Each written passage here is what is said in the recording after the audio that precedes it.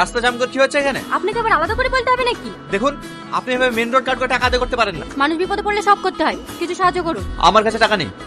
দেখে তো বড় লোক বাপের বিগড়েছ ছেলে বলে মনে হচ্ছে, আর আপনার কাছে টাকা নেই। তাড়াতাড়ি টাকা বের করুন। টাকা নেই মিন্স ক্যাশ নেই, ফোন পে চলবে? স্যার, যদি ফোন পে থাকতো না তাহলে রাস্তায় দাঁড়িয়ে এভাবে চাঁদা আদায় করতাম না। তাহলে কিছু করার নেই। তাহলে এক কাজ করুন, ওই পেছনে এটিএম আছে, ওখান থেকে টাকা তুলে নিয়ে এসে দিয়ে যান, কারণ আপনাদের মতো বড় লোকদের ছাড়া যাবে না।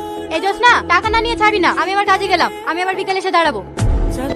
টাকা দে। আমার কাছে টাকা নেই। বাজুই, আমাদেরকে টাকাটা দিলে আমরা কি করি?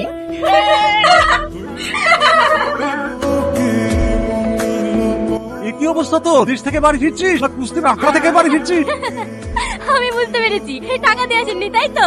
ড্যাডি এখানে এখানে। ও এবার তো কাজ করে, তুই একে চিনিস? খুব ভালো করে। চুপ, অনপড় গাইয়া কোথাকার। আমাকে দেখে তোমার হাসির সাহস হয় কি করে? পায়ের জুতোকে মাথা রাখলে ঠিক এমন অবস্থায় হয়।